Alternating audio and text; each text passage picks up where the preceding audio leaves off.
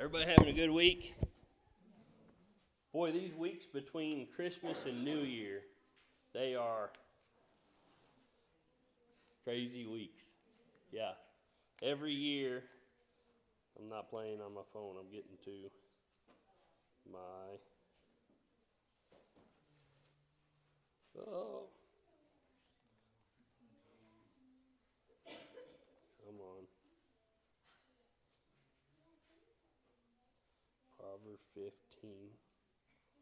I have my ESV still in storage when we moved.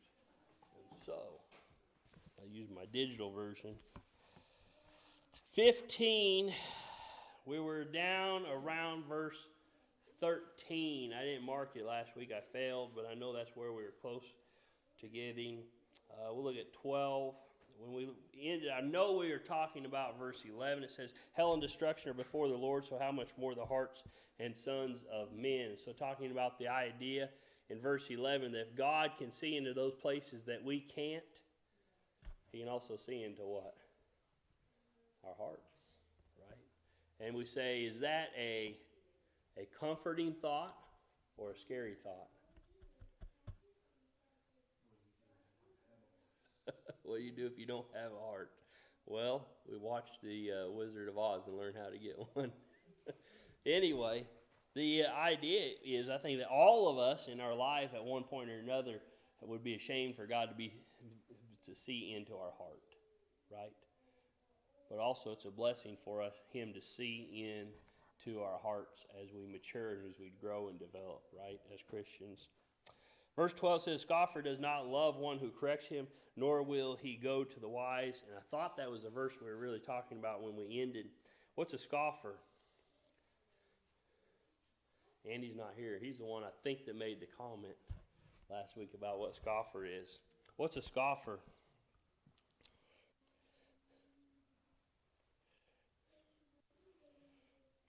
Nobody knows? Everybody's scared? Everybody's scared to say? A scoffer, the idea is someone turns their nose up at something, right? Okay? So scoffer does not love one who does what? Corrects him, nor will he go to the wise. Who's he avoid? That's right. You think about, do the wise, do they enjoy going around and correcting? You think about, in a sense, it's similar to parenting, right?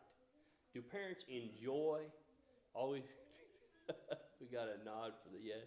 Feels that way sometimes, doesn't it? But really, we get to the point where we say, look, our children are finally able to do something without correction, right? That's a great thing. That's something we're moving towards.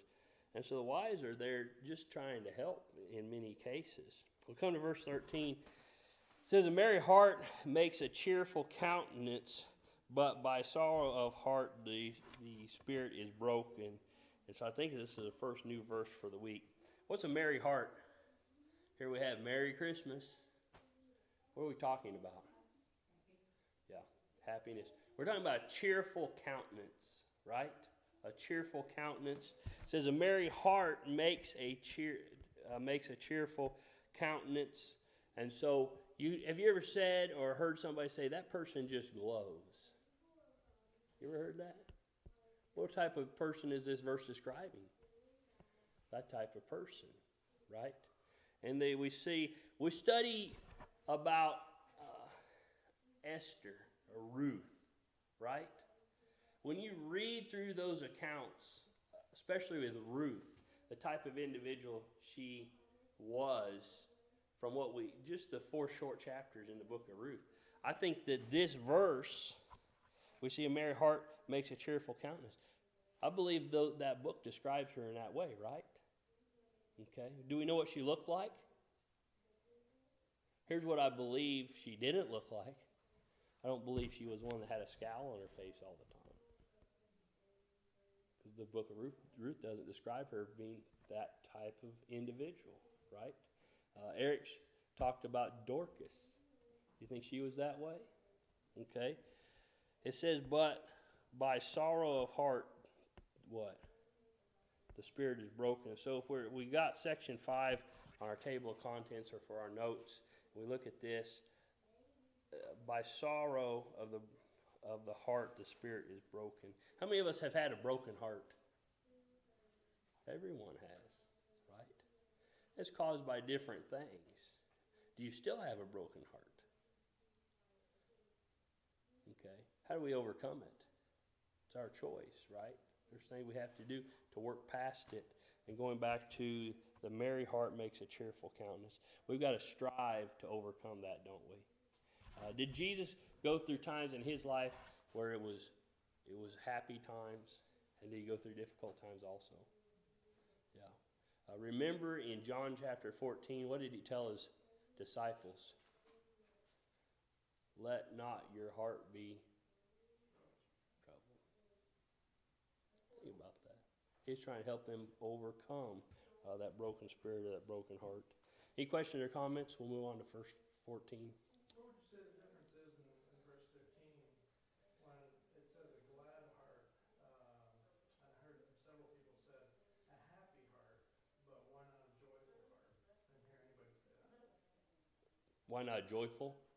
I think that just maybe they choose. We use happiness in our common language more, and so all those terms are interchangeable a lot of times. Joy. A lot of times when we think about joy, we're talking about fulfillment, and that's implied in here. Absolutely. Yeah, that's a good point. Joyful sound, right? That's what our singing should be as Christians. A lot of those things. So that's a word that would apply to this verse also, by definition. Verse 14 says, "The heart of him who has understanding seeks knowledge, but the mouth of fools feeds on foolishness." You think about a gossip. What's a gossip? What do they feed off of? Foolishness. Yeah. Tara said negativity. What did Lindsay say? More gossip. Yeah. It's foolishness, isn't it? You know, you think about it. You get wrapped up. All of us have been wrapped up in something like that one time or another, right? We finally realize this is not beneficial for me and my attitude towards people or situations, and it's not helping anyone else overcome it either, right? But the heart of him who has understanding seeks what? Knowledge, right? What are we seeking? Knowledge. What's the knowledge we should be seeking? To go to heaven, right? You think about when you study science, what does science point to? The splendor of creation and the Creator, right? Things like that. The more we grow, the more we develop, the more we realize that we need God in our lives and how beneficial He is. But the mouth of fools feeds on foolishness. I mentioned gossip. That's one thing. What's some other things that are foolishness? Lying. Right. Think about all the distractions that are keeping people from going to heaven. Think about that. But the mouth of fool feeds on what? Foolishness. Here we're specifically talking more about the tongue, verse 11, but the idea is what? We're talking about an attitude. This is the result of an attitude. And so we need to not be seeking foolishness. You know, our children play video games. I heard a guy talking about video games one time. He's kind of a comedian, and he went in there, and he said, my kids are pretending to do things, or they're watching videos of other kids playing. He said, don't you think it'd be more fun to do what those kids are doing? No, we love watching them play. You know, and he was a lot better explaining that than I am about making it sound so ridiculous. But sometimes we distract ourselves with such ridiculous things. We ask the question, what's the outcome, right? You know, Facebook, it's a huge waste of time. But we can connect and we see people and things. But too much of it, there's no benefit. You know, every once in a while, you get your update for the week and you say, really, I spent this much time, right? And so I've got to re-examine what I'm doing. So verse 14 applies to the tongue or wisdom, section 1. Verse 15 says, all the days of the afflicted are evil. but he who is merry of heart has a continual feast. And so what we're seeing in these section of verses here is we're talking about an attitude, aren't we? An attitude. And I think this came up a couple weeks ago. We talked about, have you ever met a Christian that was weaned on a pickle? And you say, oh yeah, I have. Then you ask the question, were they a Christian? It's hard to have that attitude and be Christ-like, isn't it? Okay. So all the days of the afflicted are difficult, and he who is merry of heart has a continual feast. And so you look at the 15, you say, well, we all go through affliction, don't we? Okay. But, like John Miller used to tell me, he said, we have a decision when we wake up in the morning. Are we going to have a good day or a bad day? And ultimately, when we go to bed, whose decision is it? We have difficult things. We have troubles that come up. We have to decide we're going to do what? Overcome those things, right? Let's look at, real quick, go to James 1. I know we've looked at this, but it's been a while. And this is one set of verses. In James 1, verse 12, says, blessed is the man who does what? Endures temptation, for when he has been approved, he will receive the crown of life which the Lord has promised to those who love him. Can you imagine Abraham taking Isaac to worship, to offer him in worship to God on the mountain? Do you think he mumbled and grumbled those 3 days? You ever think about that? What did he do? He did what he had to do, right? Was he happy about what he was doing? Had the right attitude about what he was doing. If we have the right attitude about things, that's something, I have to work on. We all have to work on overcoming. And so anyway, I think section 7, self-control. We see if we have him choose to have a merry heart, we have a continual feast. Okay, a continual blessing. Verse 16, it says, better is a little with the fear of the Lord than great treasure with trouble. What do we have to go to heaven?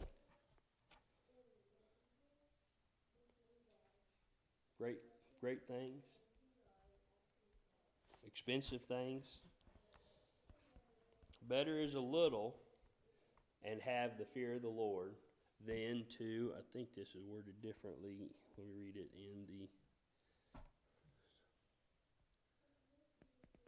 It says, better is a little with the fear of the Lord than great treasure and the trouble with it, right? You think about all the things that we have in this life. How much trouble comes along with it? Lots of trouble, maintenance. I had one guy tell me one time, he said, all this stuff is bondage, right? And it eats up his time, his energy, his money, all this kind of stuff, just his stuff. And he said, sometimes I have to cleanse. That's hard to do, right? I know that, to get rid of those things. But the idea of we as Christians, it's better for us to love the Lord, to reverence the Lord, and have a little bit on this earth than to have great things. How much did the apostles have? Not much. How much did Jesus have? But what is their reward? Great. Okay. So anyway, so it has to do with our attitude. Section 12, poverty and wealth. And a lot of times when we added verses to section 12, we're talking about physical things. But really, as Christians, when we're spiritually blessed, that's wealth, isn't it? It is. Okay. So maybe we'll put it under that section. Verse 17, it says, better is a dinner of herbs where love is than a fatted calf with hatred. And so the herbs, we're talking about vegetables. And so I know Leaf doesn't like vegetables. So this is a verse for him. No. But the idea, we're talking about the fatted calf. We're talking about the steak dinner. We're talking about the expense. And so you're talking about the difference between a rich man's meal and a modest meal. And so what does it tell us here? Better is a dinner of herbs where what is? A lot of people ate a lot last weekend, didn't we? But really, what's more important than the meal? Yeah, who you ate it with, right? And so you think about the principle there. And so Solomon's writing to his son, and Solomon, being the wealthiest man on the face of the earth, and he's telling his son, hey, the simple things, we're talking about your family, we're talking about peace, those sorts of things, those are what's more important. And so we might put this under maybe 18, home life. I think this is something maybe we need to remember for our home life. And so verse 18, it says, a wrathful man stirs up strife, but he is slow to anger, allies contention. And so ESV has a word that we're probably more familiar with. I'll read this verse in the ESV. It says, a hot-tempered man stirs up strife. And so here in the New King James, we have a wrathful man, we have a hot-tempered man. So we understand what the definition is. Stirs up strife, but he who is slow to anger quiets contention. You think about that. You have those who are instigators, and then you have those that are always trying to help everyone reconcile. That's the two individuals we're talking about. And so do we know wrathful individuals? I was thinking about when I drove the bus. I've never drove full time, but periodically I drive the bus. And we had one teenager that you're not supposed to move seats, but they would. And when you watch the mirror, inner seat, you put your eyes on the road, pop back up in a different seat. And you have a lot of friends that sit together on the bus, right? And she could have every pair of friends. There's about 6 pairs of friends on this bus. She could have them all fighting before we got past the rocket stop. You think about that. Now are you that person? Anyway, we know people like that, and they don't grow out of it, right? You say, listen, if you feel this way, I'm glad for you. They want to flop sides and start an argument, right? And so we look at this. A wrathful man stirs up strife, but he who is slow to anger does what? Quiets contention. Okay? That's the type of people we need to be, is those that try to settle things down, help people become allies and not enemies. And so where should we put this? This is a hard verse to put in a section.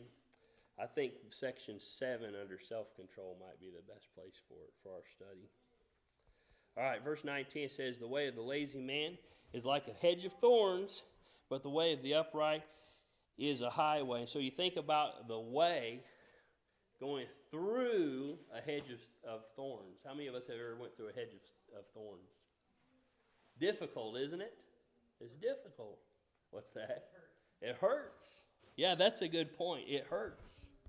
And that person's hurting themselves. But whose choice is it? It says the way of the lazy man. When he chose, and we talk about the way, you might as well say the path of the lazy man, the direction, the road of the lazy man. He says this man is like a hedge of thorns, right? We've all gone through the woods, and you get to this one point, and you're pulling your way through all these briars and brambles, and then whoever you're walking with, they're standing at the other side and say, well, I just walked around. Well, that's the imagery I get here from this. The way of the lazy man is like a hedge of thorns, but the way of the upright is a what? The highway. It's the quickest, the easiest way. And that's what we need to realize. So where would we put this? I think section 13, industry versus laziness. An industrious person is always going to have a better life, an easier life. But they've got to work for it, don't they? Okay. Verse 20 says, a wise son makes a father glad, but a foolish man despises his mother. And so, Solomon, when we get to chapter 31, I believe Solomon's writing about his mother. And so, when you look at this, when Solomon's writing, Solomon's writing about his mother. It says, a wise son makes a father glad, but a foolish man despises his mother. And so, when you think about honoring your parents, how do you honor your parents?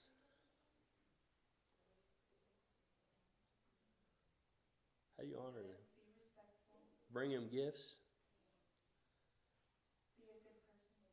Can you honor your parents without living the life that they want you to live? Depends what type of life they want you to live. There's some people that bring great honor to their parents, but their parents will never realize it. You think about that. And so again, we're talking about righteousness, these sorts of things. Section 26, we need to choose righteousness because Section 26 will have a fulfilled life.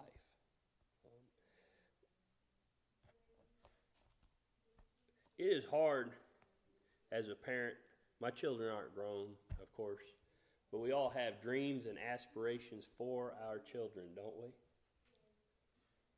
Yeah, we do. What if they don't live up to those? Does that mean they dishonor us? Yeah, I want my kids to be astronauts. If they're not astronauts, they're going to bring shame to the family.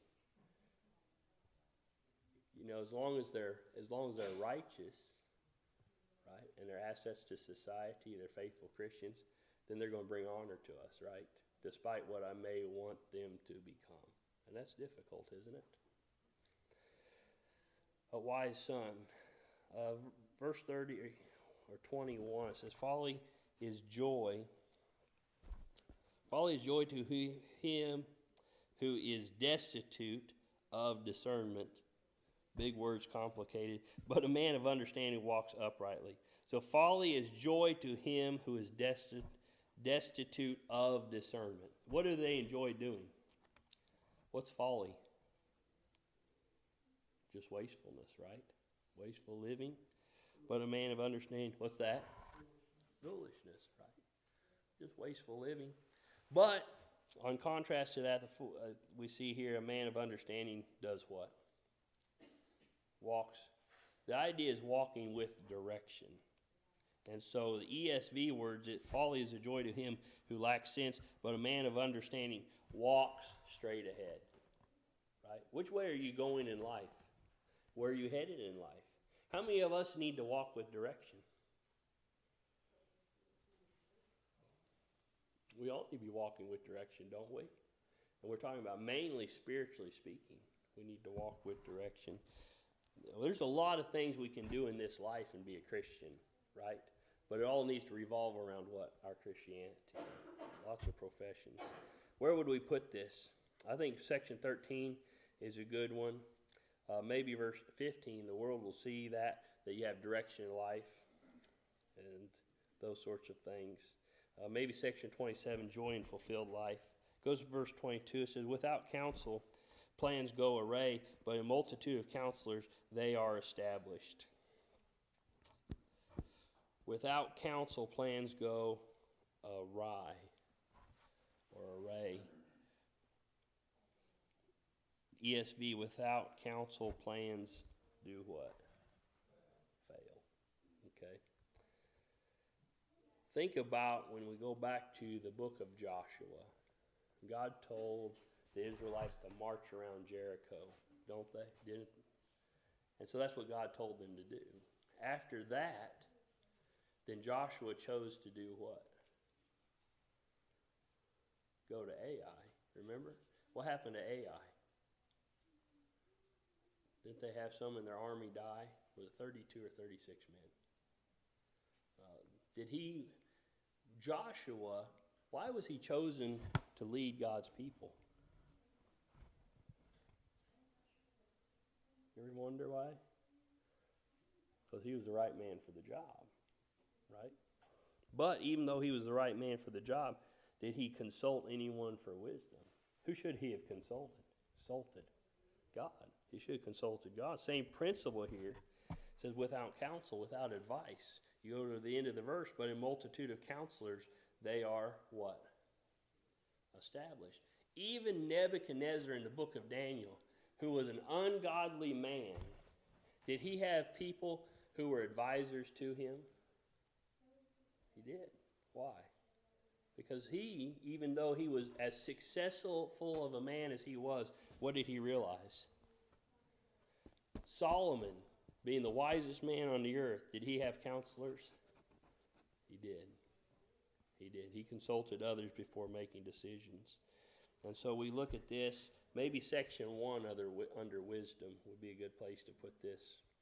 We go to verse 23. It says, a man has joy by the answer of his mouth, and a word spoken in due season, how good it is. And so we've talked a lot in this about attitude, right? The merry heart, your countenance, those sorts of things. And so when you look at this, it says, a man has joy by the answer of his mouth. And so when you think about that, the blessing comes from what? Speaking wisdom. There's no blessing from speaking foolishness. And a word spoken in due season. What's it mean in due season? At the correct time.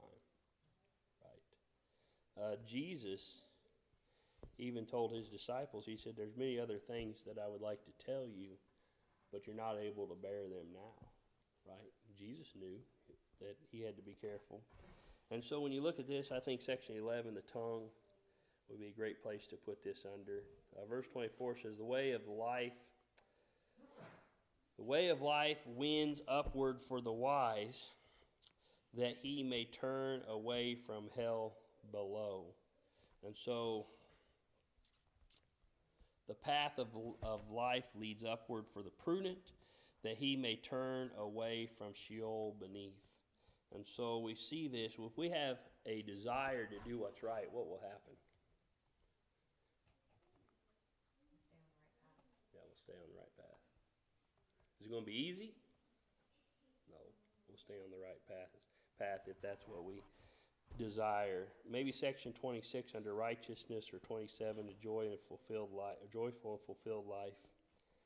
Then verse 25, kind of in contrast to what we just looked at in verse 24, says, the Lord will destroy the house of the proud, but he will establish the boundary of the widow. And so, again, the idea of who's God bless, the righteous or unrighteous? The righteous, okay? Sections we might put this under is 28, salvation in God or deliverance. Come to verse 26, it says, the thoughts of the wicked are an abomination to the Lord, but the words of the pure are pleasant. You go back to and look at the flood. How much of an abomination were the thoughts of the wicked? Didn't God mention that in chapter 6? He said their thoughts were on evil. How often? Continually. And based upon that, or because of their condition, what did God send? The flood, right? And so when we look at the idea of it's an abomination to God, you say, well, I don't know. What do you mean by abomination? How serious is it? And I've heard people say that when we talk about different things, when you try to study about what God requires out of us for worship, what he requires out of us for salvation, those sorts of things. They say, well, how important is it really to God? God's pretty black and white, isn't he? You're righteous or unrighteous. And so we see this here. Sections that we might put this under is 29, judgment, right? God judges those things. Verse 27, he who is greedy for gain troubles his own house, but he who hates bribes will live. What's a bribe?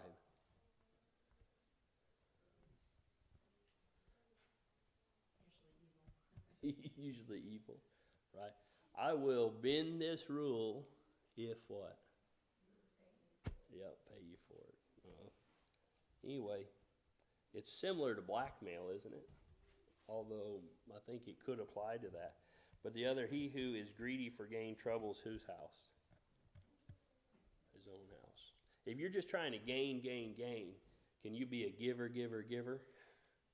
No, you'll be a taker, taker, taker, right? That's the principle here.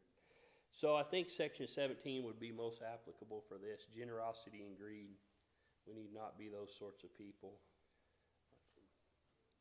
Is anybody in the Bible that we see that was greedy for gain? Judas? I didn't think about Judas. That's yeah. Ananias and Sapphira is who I thought of. Two great examples there. They the only ones? What about Balaam? Balaam was greedy. Achan, Joshua chapter 7. Lot's wife. Lot's wife. Yeah, not monetarily, but yeah. She missed what was behind her, and that was the problem. What about Joseph's brothers? Joseph's brothers, were they trying to get rid of? Yeah, I guess they were greedy, not for monetary gain. I mean, they sold their brother, but that was just their way of getting him out of the way. Yeah, scared of what's coming. What's that? They came back. Yep, that could apply. That could apply. Absolutely. Verse 28. Oh, we're out of time. I thought we were going to make it to the end. All right, thanks for your comments and questions. Appreciate it. We'll pick up in verse 28. Let me write this down so we don't miss it.